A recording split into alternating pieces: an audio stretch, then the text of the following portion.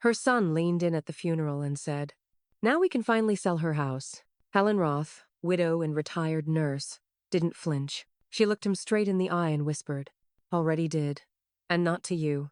By sunrise, his name was erased from the deed, the trust, and every joint account he thought he'd inherited. She'd buried her husband with grace. Now, she was burying the illusion that her son ever deserved what she built. Wait, before we go any further, I gotta ask, where are you watching from? Drop it in the comments and don't forget to subscribe. The air hung thick with salt and rain. Charleston's gray skies pressing low over the cemetery like a lid on a simmering pot. The preacher's voice echoed through the rows of black umbrellas, reciting scripture with rote finality. Helen Roth stood alone beside the casket, her gloved hands folded neatly at her waist, not clutching tissue or pearls, just stillness. Her expression was unreadable. Weathered, yes, but unbroken. The casket gleamed in the muted light. Deep cherrywood polished to a finish so reflective, it mirrored the faces of those who came to pay respect and stayed to speculate.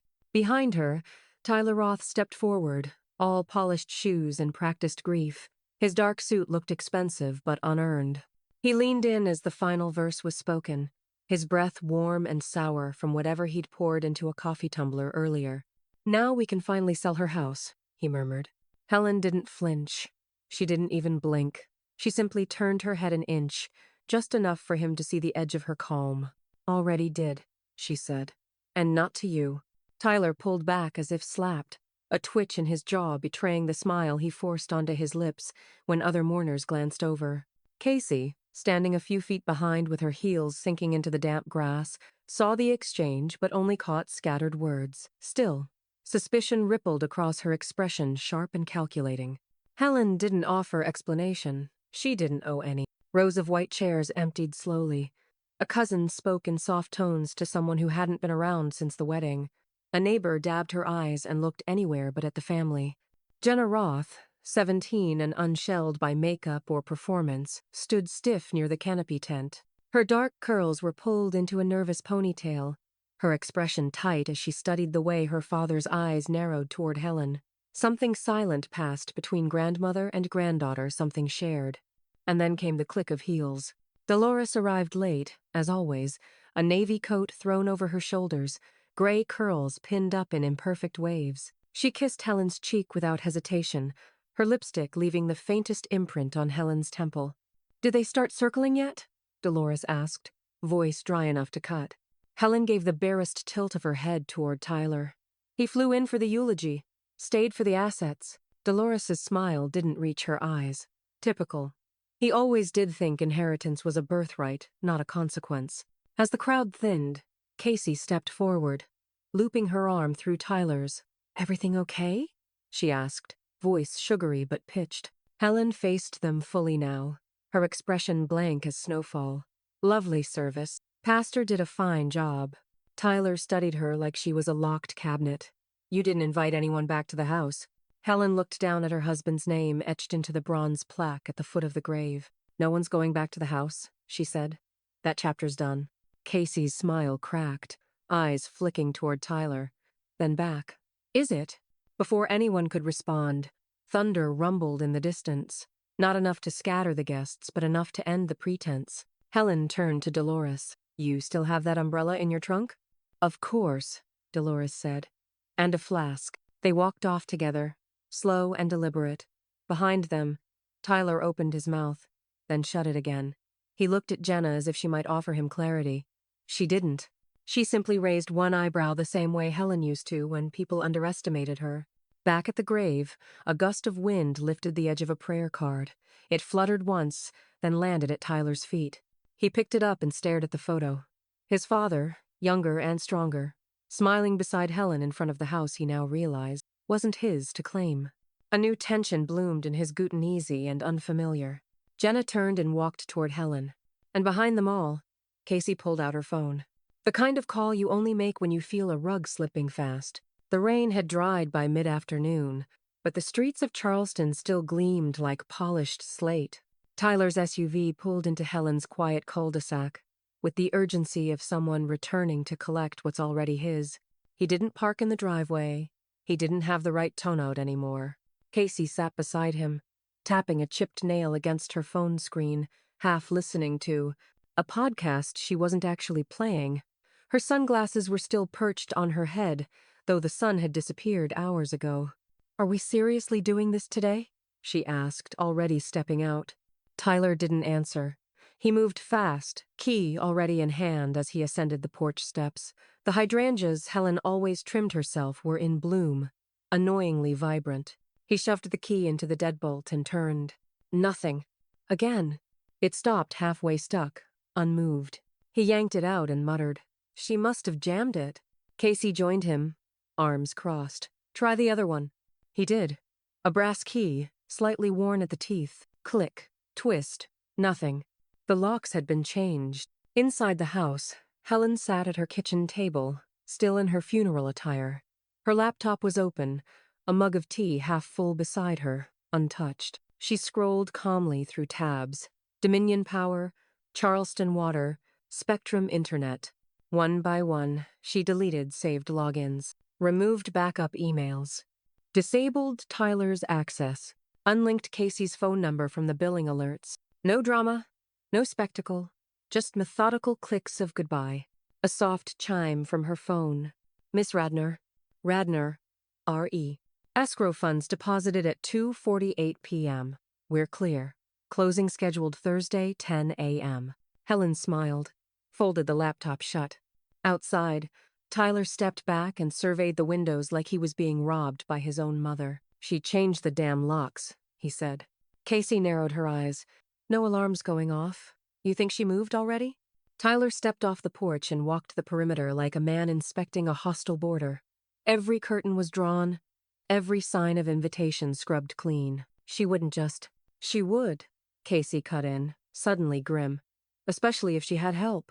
Tyler's phone buzzed. A text from Jenna. "Jenna, did you sell the house?" He stared at the message.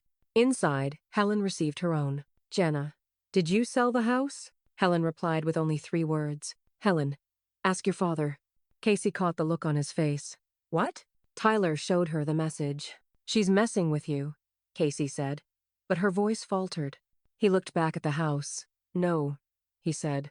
"She's done messing. That was the goodbye." From across the street, the curtain in Dolores's front window moved slightly, watching.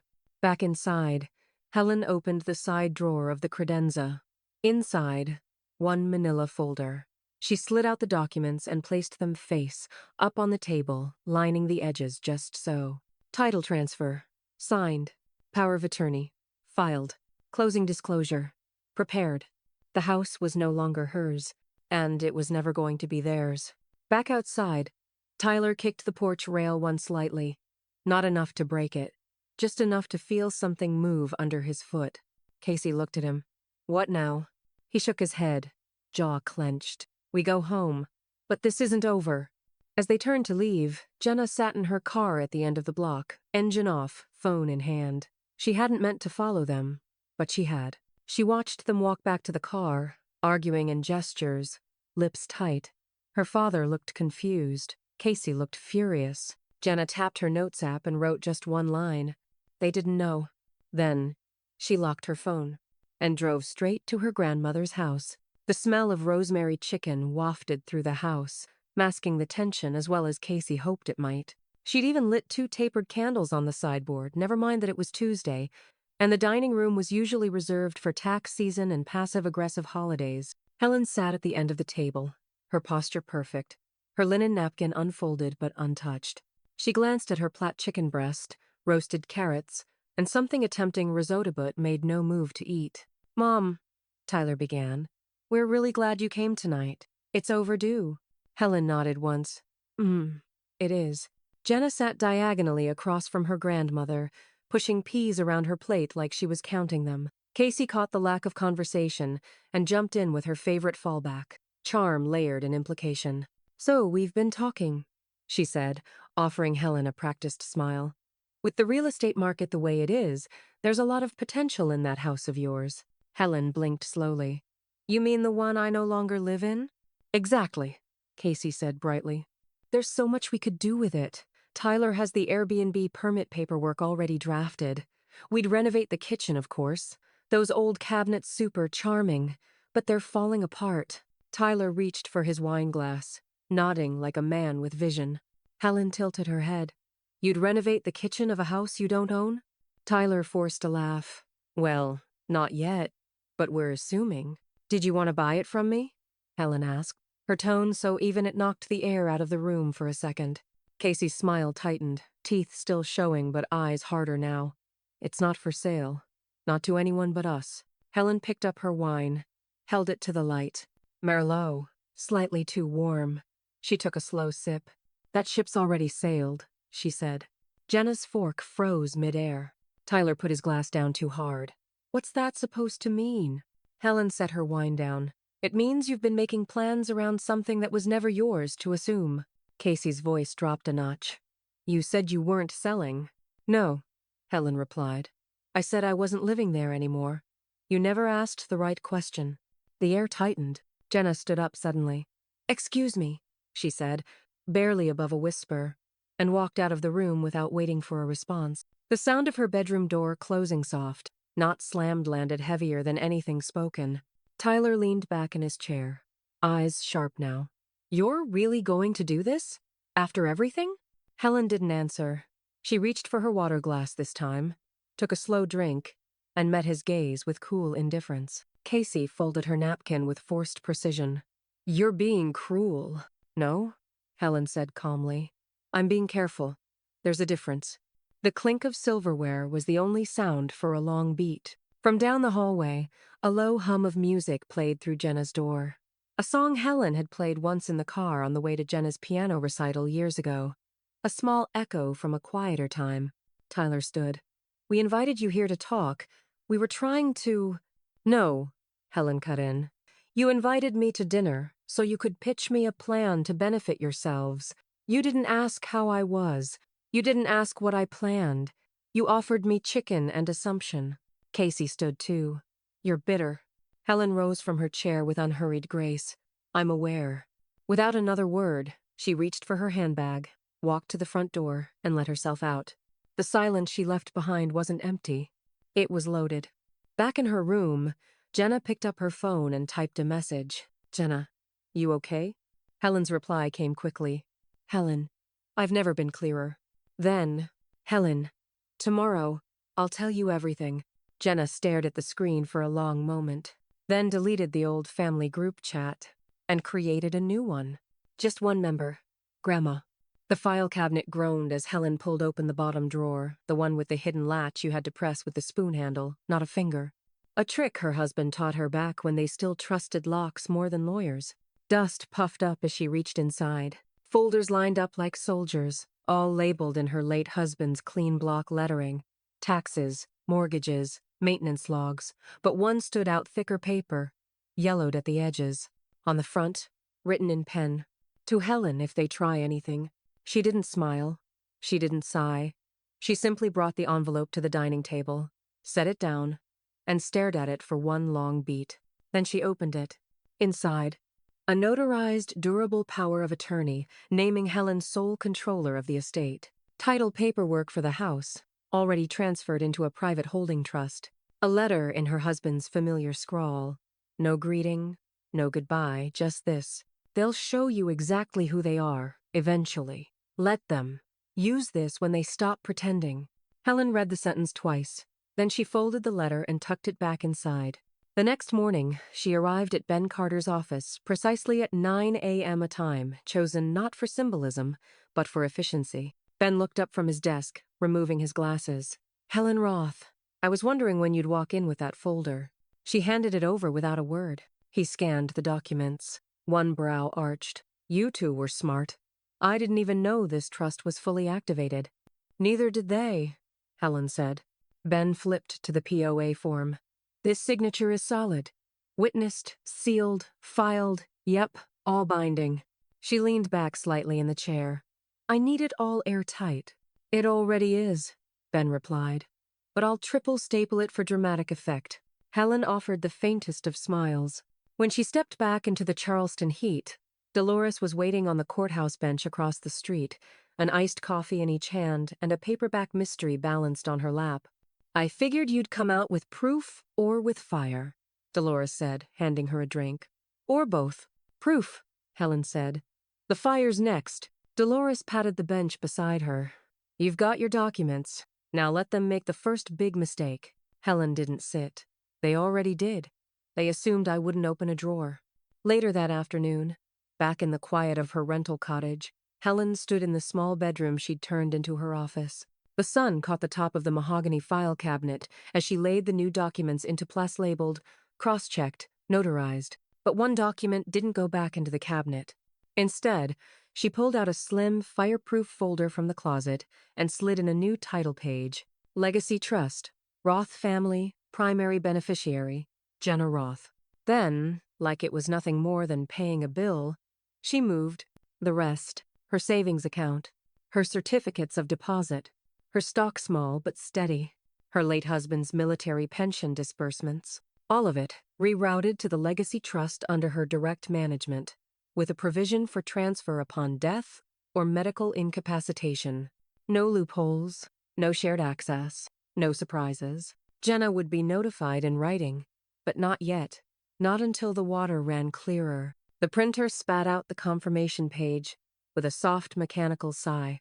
Helen looked at it, looked at the clock. 4:42 p.m. Still daylight, still time. She texted Ben, "Let me know when the trust paperwork is fully uploaded."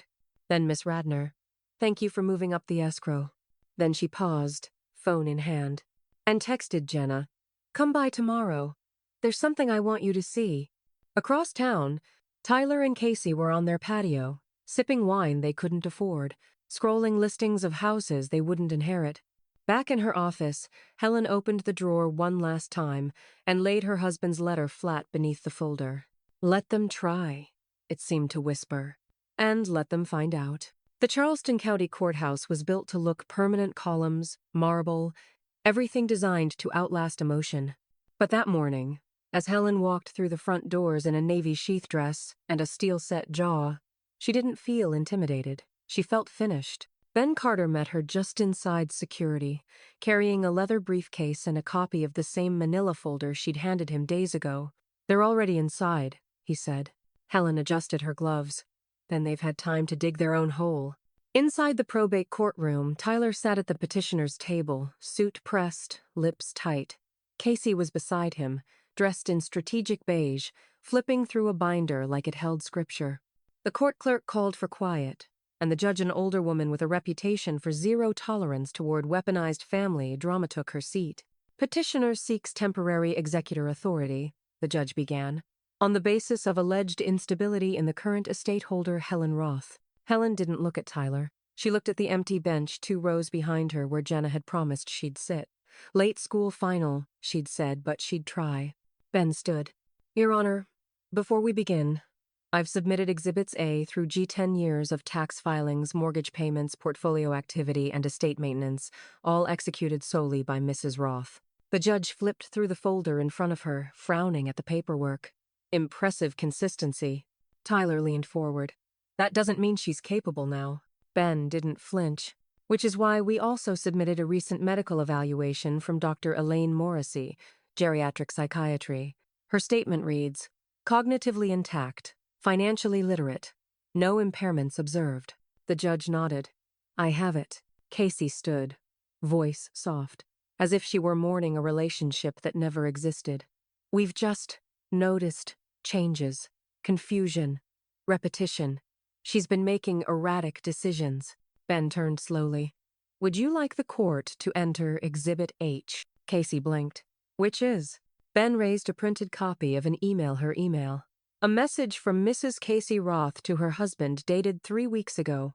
If she doesn't sign soon, we'll have to force it. She's stalling again." Casey's mouth opened, then closed. The judge arched a brow. "Mrs. Roth, are you aware that misrepresenting capacity under oath carries legal consequences?" Casey didn't answer. Helen sat motionless, hands folded in her lap. "Petition denied this time," the judge said. "Court finds insufficient evidence of incapacity. Further, it finds the request to be speculative, unsupported by medical or legal precedent, and, at minimum, poorly timed." She paused. "At worst, frivolous." Tyler stood abruptly. So, that's it? The judge's voice cut like piano wire. You may refile if material conditions change, but until then, Mrs. Roth retains full authority. Helen finally turned her gaze to her son, measured, quiet, unyielding. As the courtroom emptied, Casey hissed, "She made you look like a fool." Tyler didn't answer. His jaw worked, but no words came. Helen walked past them without pause, Ben just behind her. When they stepped onto the courthouse steps, Helen pulled out her phone and typed a single message to Miss Radner. "Move the closing up." Ben adjusted his tie. "Public record now. Anyone who pulls court transcripts will know you defended your capacity and won." "I didn't win," Helen said. "I just exposed what they were willing to gamble." From across the parking lot, a familiar shape hurried up the walkway. Jenna, winded and flushed from running. "I missed it, didn't I?" she asked, panting slightly. Helen smiled. "Only the part where the wolves tried on sheep's clothing." Jenna exhaled. "So what happens now?" Helen opened her purse, pulled out a peppermint, and handed it to her granddaughter like a peace offering. "Now," she said, "we start the real countdown." Above them, the courthouse flag flapped in a breeze that carried no warning but change was coming. And inside Tyler's inbox, a new email sat unread. Subject: Notification of escrow acceleration. Radner Realty. Helen had beaten them to the next move, and they didn't even know the clock had already started ticking. The envelope came 2 days late and looked like it had been stuffed in a coat pocket, forgotten, then remembered with guilt. Pale lavender, creased at the corners. Helen turned it over twice in her hands before opening it. Inside, a mass-printed birthday card with gold foil balloons and a scripted message that read, "Wishing you a day full of love and joy." No handwriting, not a single word added. Just a void of ink where a sentiment should have lived. A folded check was tucked inside. Helen unfolded it slowly. Made out to Helen Roth. Amount: $250. Signature line: blank. She stared at it for a long moment, then folded the card shut with one decisive motion and set both items into the shredder tray beneath her desk. The machine didn't even hesitate. The teeth of paper and intention ground it down to ribbons. By late afternoon, the cottage smelled of cinnamon and browned butter. Jenna stood barefoot in Helen's kitchen, icing a homemade applesauce cake with cream cheese frosting and just enough nutmeg. She'd insisted on baking it from scratch. Store-bought doesn't say thank you right. Helen leaned on the counter, watching her granddaughter's movements. Jenna worked with surprising, precision-measured, unhurried, already picking up the tempo of the woman who raised her. "I've never made this one before," Jenna said, smoothing the final swirl. "It was your grandfather's favorite," Helen replied. "He always asked for it with a bourbon glaze. I told him it was excessive. He told me I was stubborn. Was he right?" Helen gave her a half smile. "Of course, but I made the glaze anyway." Jenna turned off the mixer. "Can I ask you something?" "Always." Jenna hesitated. "How do you know when to stop giving people more chances?" Helen didn't rush to answer. Instead, she reached for a black binder on the nearby shelf. It was labeled Ledgers 2014, 2021. She opened to a bookmarked page and set it on the table. "You read the numbers," she said, "and when they stop adding up, you close the book." Jenna sat beside her. Helen guided her finger across columns: deposits, transfers, recurring deductions. "This is how you track a household," Helen said. "And this is how you track intention." Jenna looked up. "He took from you for years." Helen didn't blink. "Because I let him. Until I didn't." Upstairs, Helen's phone pinged on the charger. Jenna fetched it down. The notification glowed. Facebook. Casey Roth posted a status. Helen never checked Facebook, but Jenna did. She opened the app. Casey's status read, "Some people forget who raised them. Some people forget who matters." It had 3 likes. 2 from cousins they never invited to anything. 1 from someone who probably thought it was about her dog. Jenna rolled her eyes and passed the phone to Helen without saying anything. Helen stared for a moment, then handed it back. "Reply," she said. "Anonymously." Jenna's eyebrow lifted. "You sure?" Helen nodded once. "Your Aunt Dolores has a burner account. Use that." Moments later, Dolores's anonymous profile Tea with Teeth posted a single line beneath Casey's cryptic martyrdom. Some people forget who paid their mortgage. It received 6 likes in 5 minutes. Dolores texted Helen an emoji of a champagne bottle. They both smiled. Later that night, as the cake cooled and the binder of ledgers remained open on the dining table, Jenna stood by the window, watching the breeze sway the porch light. "Why now?" she asked softly. "Why are you letting me in on all this now?" Helen poured 2 mugs of tea. "No honey, just lemon." "Because you asked the right questions," she said. "And because I see who you're becoming." Jenna turned from the window. "Who's that?" Helen placed the mug beside her. "Someone who won't let history repeat," she said. The next morning, Tyler would call twice, once from his cell, once from a blocked number. Helen wouldn't pick up. The ledger would stay open, and Casey's next status would never get a reply. The Charleston Municipal Clerk's office smelled like old laminate and bureaucracy, half lemons, half toner. Helen stood at the counter, her folder clutched under one arm, her voice calm but edged in flint. "I'm here to report a fraudulent executor petition," she said. The clerk blinked, shuffled papers. "And you have documentation?" Helen slid over a printed copy of Tyler's emergency filing, the same one already struck down in court. But this version included 2 key updates: a forged supporting statement he'd slipped into a separate filing system, and a cover sheet with a signature he'd clearly traced. The clerk leaned in. "Do you have power of attorney?" Helen produced it like a badge. Notarized, clean, final. "I do. And I know where the bodies are, buried paper ones at least." By the time she left, the application was officially flagged. The fraud alert went into the county record. It was 10:14 a.m. At 10:17, Helen's phone buzzed. "Miss Radner." Escrow confirmed. "Closing set for Friday, 9:30 a.m. Helen didn't reply. She simply looked up at the clear sky, then back down at the list she kept folded in her purse. 1 item left to cross off today. Back at the cottage, she placed the file folder on the dining table and turned on the shredder. One by one, she fed it everything Tyler once had access to: joint insurance papers, old co-signature loan documents, shared banking agreements for convenience, copies of duplicate keys. Gone. The machine purred like a satisfied cat. Helen watched each page vanish into ribbons of past trust. Then her phone lit up. "Jenna." "Grandma, I just caught Casey in your room. Drawers open. She said she was looking for a charger, but she didn't even have her phone." Helen exhaled, not in surprise, but in confirmation. "Helen, thank you. Come by after class." She walked to the front closet, pulled down a box labeled "Winter Coats," and opened the false bottom. Inside, a brand new home security kit still in shrink wrap. An hour later, every door had a fresh sensor, every window a camera. The alarm code was hers alone. The lock on the filing cabinet changed next. That afternoon, while stirring a pot of gumbo on the stove, her phone buzzed again. "Tyler, you're making things difficult."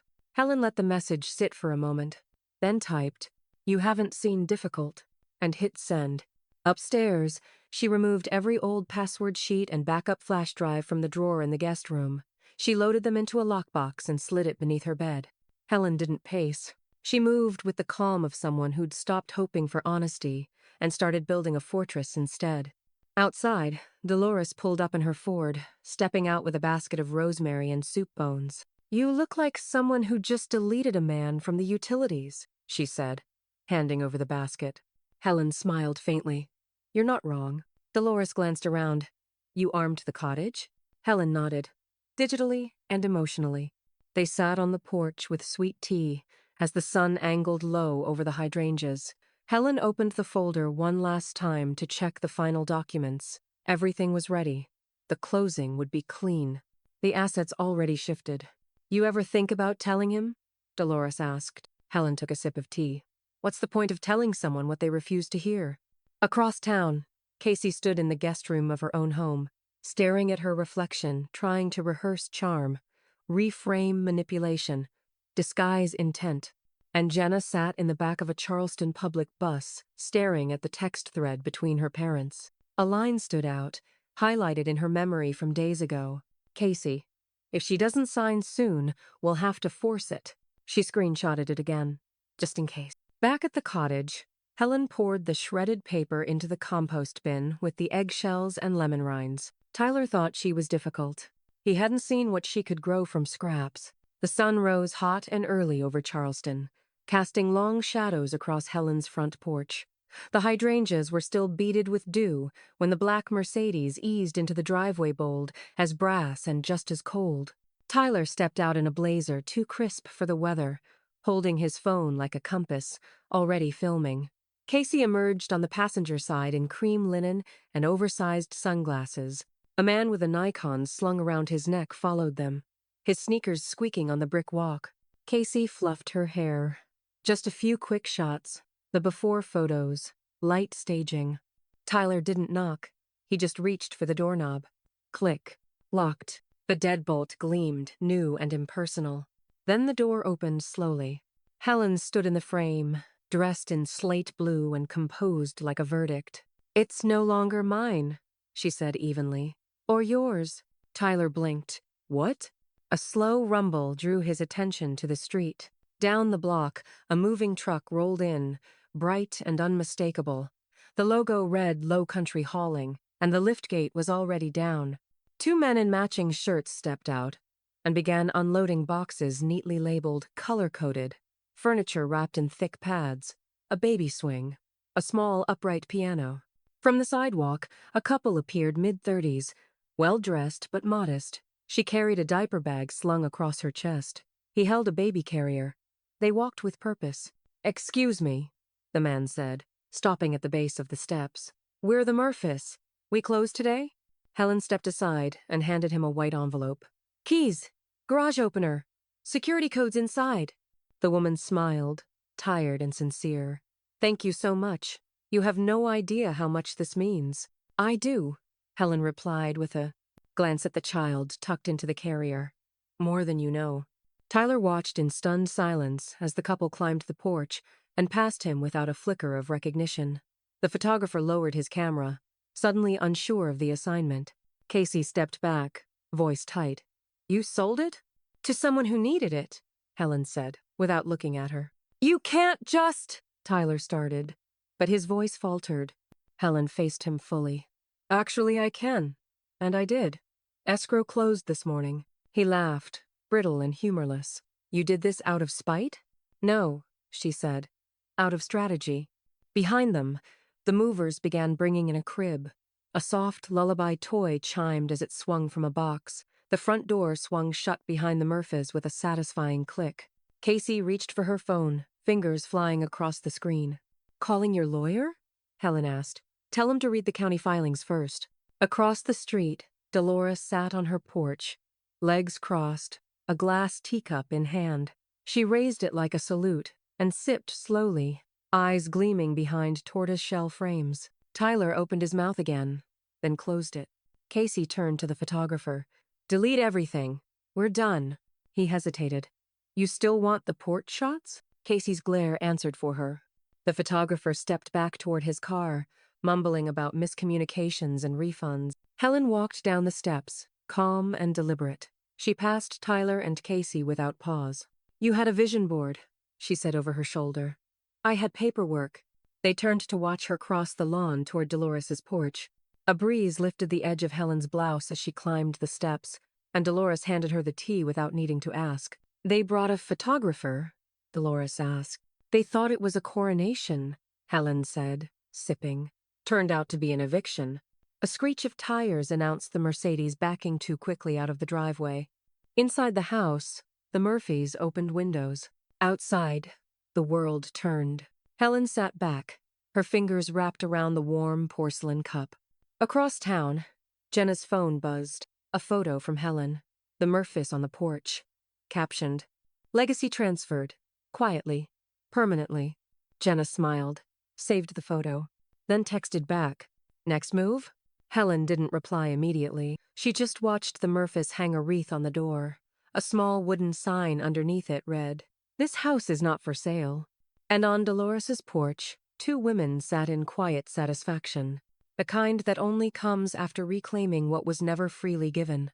The pen clicked once, Then again, as Ben Carter skimmed the last page of paperwork under the lamplight of his office, the oak desk between them still carried the faint smell of lemon polish and long-settled dust. Helen sat with her back straight, arms folded loosely, her purse resting neatly on the floor beside her.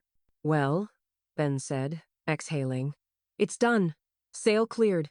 Funds secured. Paper trail ironclad. Tyler can rant all he wants, but the courts won't touch this." Helen didn't blink. "Good. Let them run out of breath before they run out of options." Ben leaned back, tapping the file closed with 2 fingers. "You want to deliver the news, or should I?" Helen smiled tight and patient. "I already have." The next morning, Jenna stepped into her grandmother's cottage and froze. Spread across the dining table like a secret finally told were 7 neatly stacked files and 1 thick envelope with her name on it in Helen's handwriting. Helen poured her tea. "It's time." Jenna glanced between the papers and her grandmother. Hesitant. "Time for what?" "For you to know what comes next." She opened the envelope. The living trust document sat on top, crisp and legal. Jenna scanned the first few paragraphs, then blinked twice. "Wait, this says I'm the beneficiary?" "It does." "All of it?" "Yes." Jenna sank slowly into a chair. "I thought you were just protecting it." "I was," Helen said. "But protection means planning beyond presence, and planning means naming a successor who's earned the right to be trusted." Jenna looked up, visibly shaken. "I don't know what to say." "You don't need to say anything yet." Helen sat beside her. "Just listen. And remember, what's handed down can be legacy or burden. The difference is in how you carry it." From the corner of the room, Dolores emerged with a small, wrapped bundle in her hands. "This is for you," she said, placing it in front of Jenna. Jenna unwrapped the cloth to reveal a leather-bound journal, the initials JR etched softly into the bottom corner. Dolores smiled. "Write your own legacy. Don't just inherit ours." Across town, Tyler's phone pinged while he was halfway through a bland tuna sandwich. He picked it up lazy until he saw the subject line. "Notice of Beneficiary Transfer Roth Family Living Trust." He read it twice. Then, a third time, Casey walked in with 2 shopping bags and an annoyed look. "They didn't have your size in navy." "Just charcoal." "She gave it to Jenna," Tyler said, barely above a whisper. "What?" "She gave all of it to Jenna. The house proceeds. The estate. The damn legacy trust." Casey dropped the bags, lip curling. "You've got to be kidding me." Tyler stood so fast his chair scraped across the hardwood. He paced, fists clenched, mind spinning. "You said the paperwork wouldn't hold up." "It shouldn't have," Casey shouted. "She moved too fast. That lawyer Benny must have insulated it from contesting." Tyler's phone buzzed again. A new message. "Jenna, I know what you tried to take. You never earned a cent. Grandma did." He read it aloud, hands shaking. Casey snatched the phone. "She's turning on us?" "No," Tyler growled. "She's already gone." Back at the cottage, Jenna closed the folder and looked up. Her face was pale but steady, her voice softer now. "Do you think they'll come after me for this?" Helen sipped her tea. "They'll come for what they think belongs to them, but you don't need to defend what's already law. I just don't want it to break us apart." Helen looked out the window. The wind tugged at the flag above Dolores's porch. "Some things aren't breaking," she said. "They're revealing." That evening, Jenna posted a photo on her private account, just the edge of the journal, a teacup, and the caption, "Inheritance is earned. I know who earned mine." Casey saw it. Tyler read it 5 times. And Helen?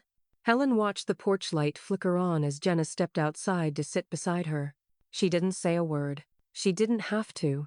Legacy had chosen its heir.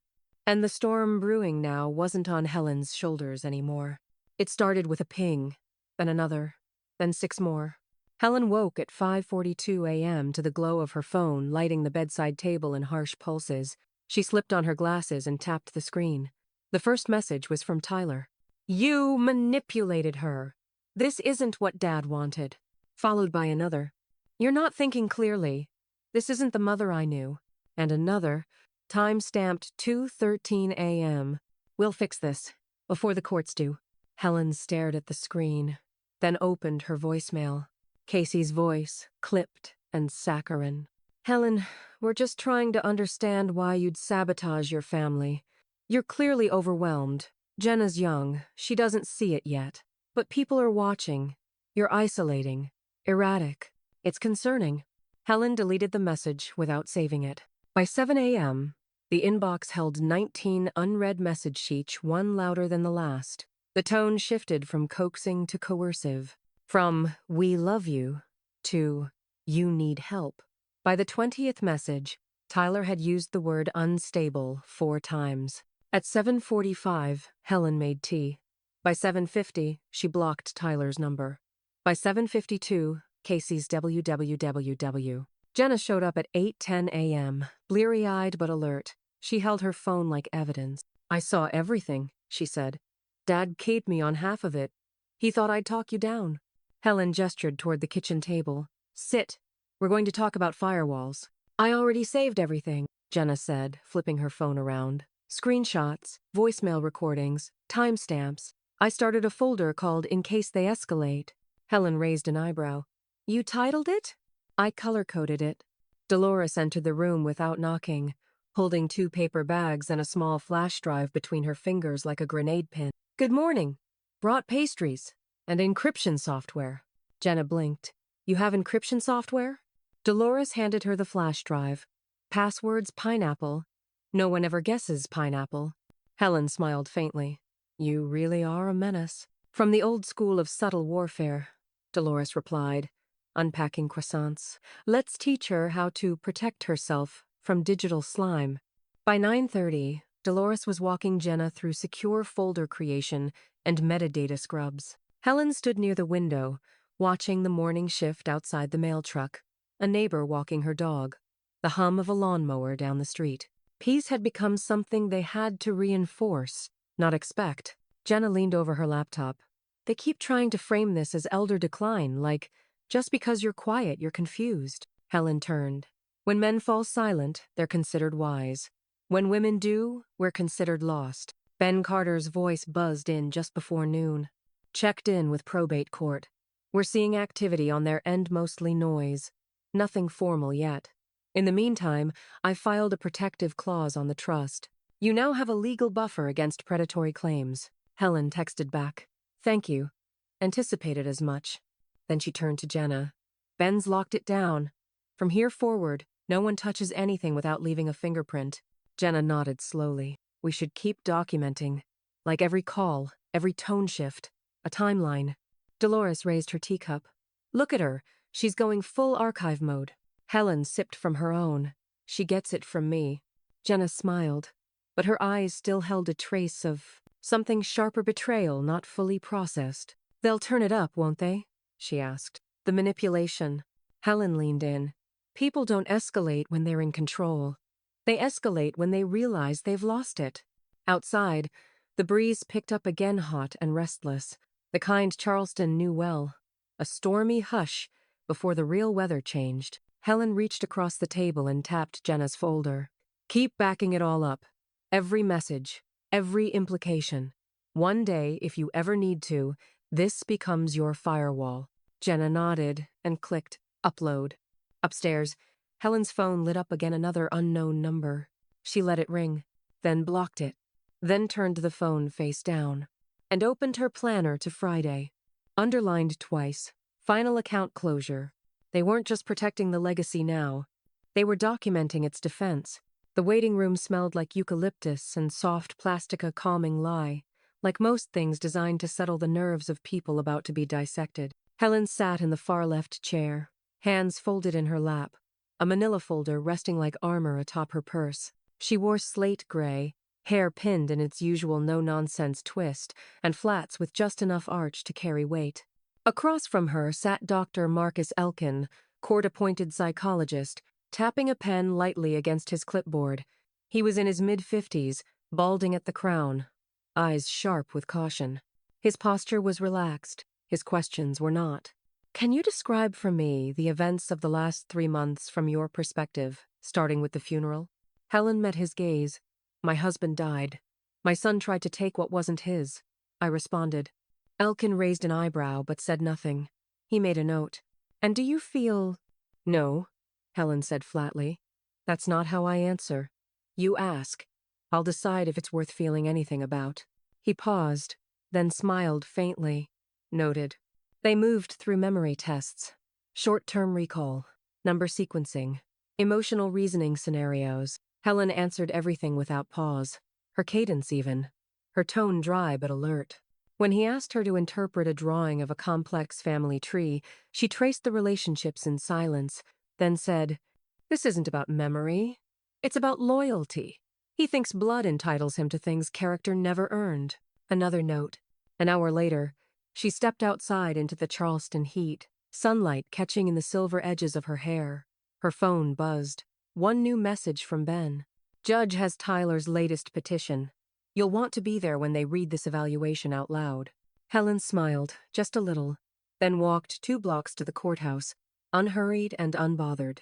The courtroom was half full when she entered. Tyler was already seated, flanked by Casey and a lawyer Helen didn't recognize, young, smug, and overly cologned. Jenna sat behind Helen in the gallery, flanked by Dolores, both sipping iced lattes like it was opening night at a Broadway revival. The judge called the session to order and lifted the file from the clerk's desk. "This is in regard to petitioner's motion to reassess Helen Roth's mental competency under suspicion of cognitive decline and undue influence." Helen didn't flinch. The judge continued, reading directly from Dr. Elkin's report. Quote, "Subject is precise, lucid, and intentional in all responses. Demonstrates high-level executive function, financial awareness, and emotional regulation. Exhibits no signs of impairment. Recommendation. Full competency. Affirmed." Tyler stood abruptly. "Your Honor, he only saw her once. That's not enough to—" The judge didn't even look up. "Dr. Elkin is certified by this court, and unlike you, Mr. Roth, he is not incentivized by inheritance." Tyler sat back down. Ben stood with a slight rustle of his papers. "We'd also like to enter Exhibit L, a notarized affidavit from Mr. Charles Roth, dated 2 years prior to his death, stating," he held the paper up, "all final decisions regarding this estate are to be made by Helen Roth. No exceptions, no appeals." He handed it to the clerk. The judge read it silently, then nodded. Motion denied. And because this is the petitioner's 3rd attempt to challenge an already settled estate, the court dismisses this case with prejudice. Any further filing without new, material evidence will be considered harassment and sanctioned accordingly. Casey's head dropped. Tyler looked like he'd swallowed acid. The bailiff gave Helen a brief nod as he moved to escort the parties out. Helen didn't move. She waited, let it sink, then walked out the side exit with Jenna, their shoulders aligned like bookends own chapter closed, another just beginning. That night, Helen found a small white envelope in her mailbox. No return address, just her name in block letters. Inside, a card with an embossed gold scale on the front. Inside, the handwriting was unmistakable. Radner, R.E. Justice served. Breakfast soon? Helen chuckled, tucked the card into her ledger folder, and wrote beneath it in pen, "Confirmed, on all counts." Then she poured herself a glass of wine and opened the porch door. The sky was dark, but clear, and no one, absolutely no one, was calling anymore. The earth behind Helen's rental cottage was stubborn clay with patches of loam, reluctant to give way to the spade. But she dug with quiet insistence, each plunge of the shovel carving out the past. She wore a wide-brimmed hat and gloves that had seen 3 decades of spring, the knees of her jeans damp with sweat and soil. Beside her, Jenna crouched low with a hand rake, working the edges of the trench. "You sure about roses?" Jenna asked, wiping her forehead with the back of her wrist. "They're a little dramatic." Helen smiled. "Good. They'll fit in here just fine." Jenna laughed, soft and breathy. "It smells like—" "I don't know. Fresh starts?" Helen nodded toward the trellis post waiting nearby. "That's exactly what it is." They worked in tandem, Jenna handing her grandmother the potted bush while Helen set it deep into the dirt. The rose was ivory with a faint pink edge, elegant, restrained. The tag read, "Legacy." "I picked that one on purpose," Jenna said. Helen patted the soil around the base. "So did I." A small wooden sign leaned against the porch column, still drying in the sun. Jenna had painted it herself in a dark green hand. "Not for sale." Dolores arrived an hour later, with a foil-wrapped pie in one hand and a chilled bottle of wine in the other. She didn't ask permission, just walked through the back gate and whistled low at the garden in progress. "You two look like a Hallmark movie with better dialogue," she said, handing the pie off. "It's rhubarb," she added. "Sharp and sweet, like you two." Helen stood, brushing dirt from her pants. "Help yourself to a seat. Jenna, grab the glasses." By late afternoon, the pie was half gone, the bottle fully empty, and laughter floated off the porch like smoke from a controlled burn. A healing kind, the kind that leaves something stronger behind. Ben called just after sunset. Helen stepped inside to take it, leaving the screen door slightly ajar. Jenna could hear only her half of the conversation. Yes, she knows. No changes. Irrevocable? Good. I don't want wiggle room. Yes, filed. Thank you, Ben." She returned with a small smile and a folded document in hand. "What was that?" Jenna asked. Helen handed it over. "Confirmation. The new estate structure is final. Full transfer of rights to you. 0 contingencies. 0 reversions." Jenna unfolded the paper, eyes scanning it with a weight that was half joy, half gravity. "Why now?" she whispered. "Why give me everything?" Helen leaned on the porch rail. "Because I've already lived my portion. It's your turn. But this time, the garden starts clean." Down the street, a gray sedan idled for a moment before pulling into a mailbox turnoff. The process server stepped out in khakis and sunglasses, walked briskly up a driveway lined with unwatered shrubs, and rang the bell. Casey opened the door, startled. "Delivery for Mr. Roth," the server said. "Legal notice. Please confirm receipt." Tyler appeared behind her, barefoot, eyes shadowed. He took the envelope, tore it open. His face changed by the second. "You are not a beneficiary," the top line read. "You have no legal claim to the estate or trust of Helen Roth. Any further contact regarding inheritance will be considered harassment and referred to counsel." Casey read over his shoulder. Her jaw tightened. "She's cutting you out completely." "No," Tyler said, low and hollow. "She already did." Back at the cottage, Helen and Jenna stood at the edge of the rose beds, the light now soft amber. The first bloom had begun to open. Jenna tucked the not for sale sign into the dirt beside the walkway. It wobbled slightly, then held firm. "Feels real now," she said. "It is," Helen replied. "For the first time." From her rocking chair, Dolores raised her empty wineglass like a toast. "May everything unwelcome stay exactly where it belongs," she said. Outside the gate, the wind rustled the roses, and somewhere across town, a door slammed, but no one bothered to look back. The notification came in quietly, as most endings do. A soft ping from Helen's tablet as she stood at the kitchen sink, rinsing out her morning mug. The subject line read, "Roth Family Living Trust, Clause 17B. Activation confirmed."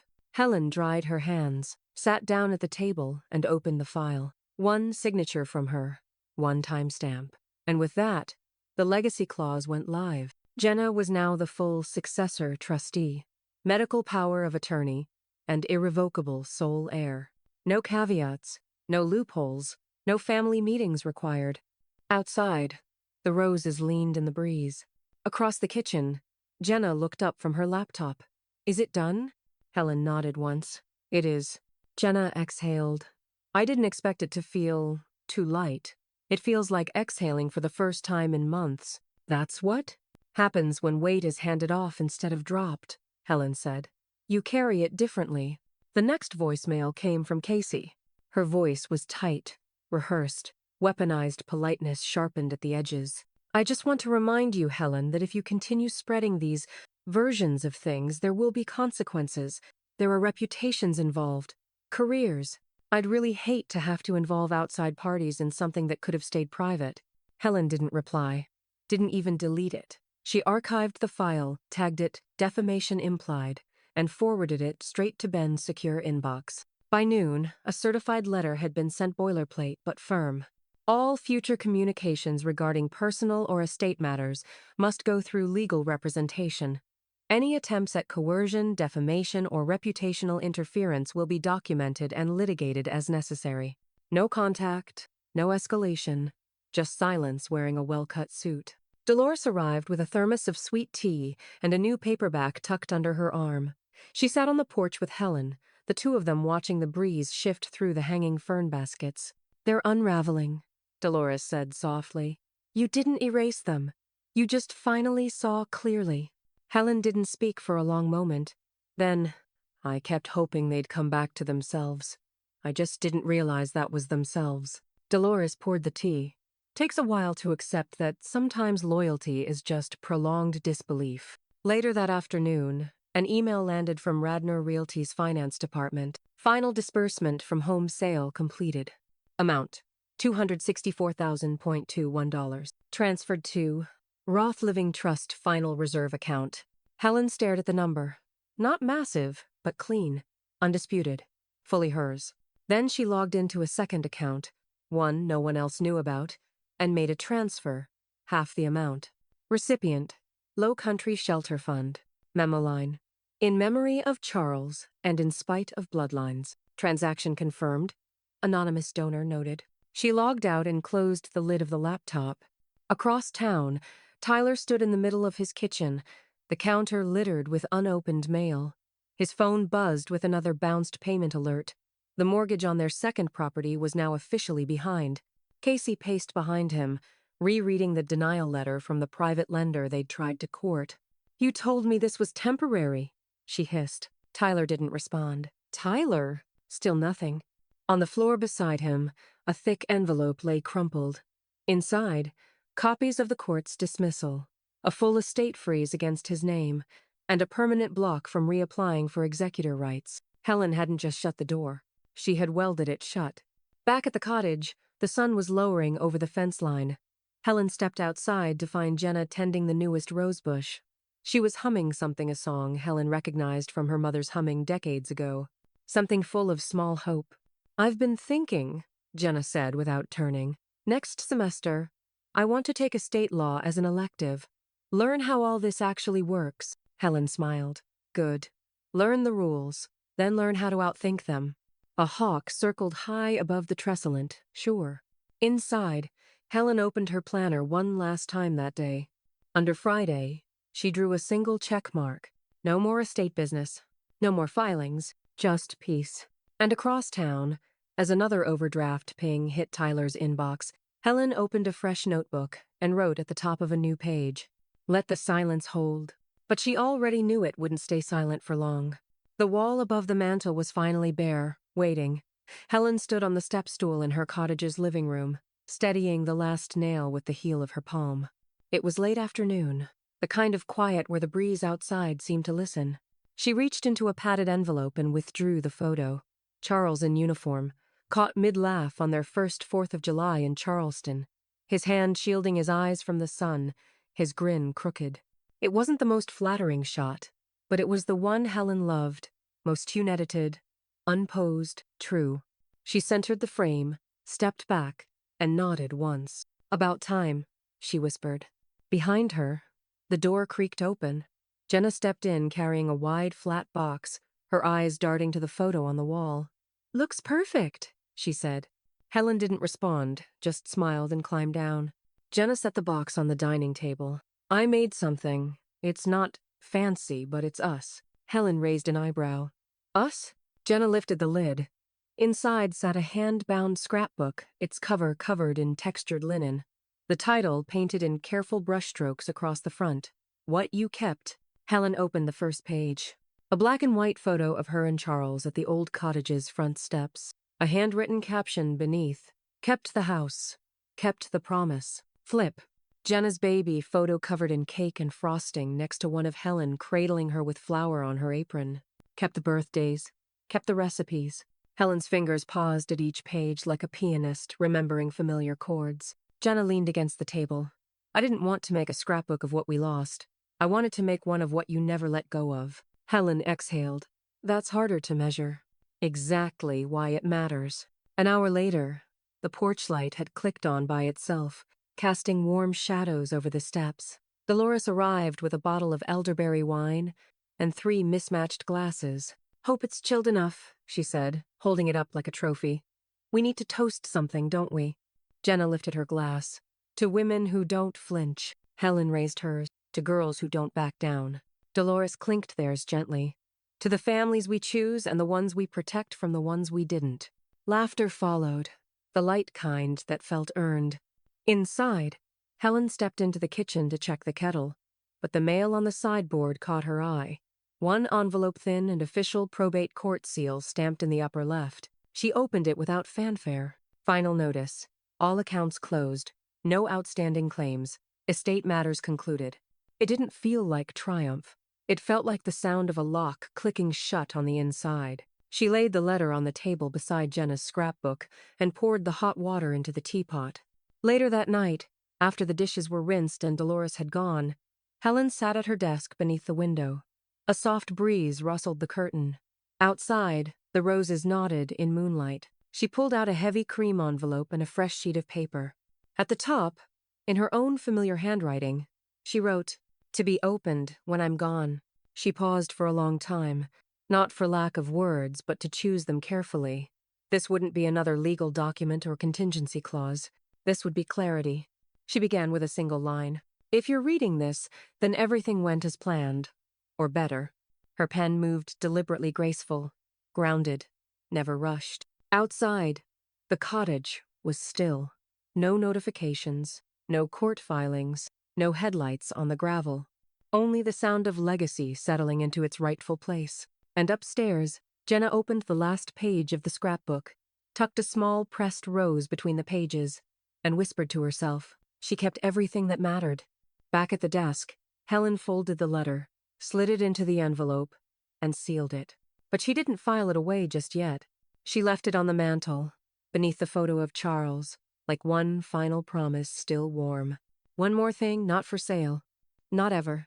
The porch faced west, where the light stayed longest. Helen sat in her favorite chair, a thin shawl over her shoulders, a glass of deep red wine resting in her palm. The horizon burned gold and tangerine, and the roses below swayed in rhythm with the hush of evening. She took a slow sip and listened.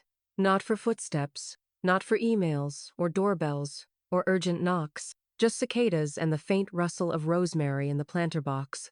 On the table beside her, the phone buzzed. Voicemail. Tyler. She let it play through the Bluetooth speaker without touching it. "Mom, I don't know what you think you're proving. You've always been stubborn, but this was vindictive. You turned everyone against me. You made Jenna think you're some kind of martyr. I just wanted..." Click. She tapped the screen. Message deleted. The silence after it was cleaner. Jenna came out barefoot, sleeves pushed up, holding 2 small bowls of mint ice cream. "I still can't believe they thought you'd just give it to them," she said, easing into the chair beside Helen. Helen smiled without looking over. "They never understood what it cost me to keep it." Jenna handed her the extra bowl. "They thought the legacy was money." "They thought I was money," Helen replied.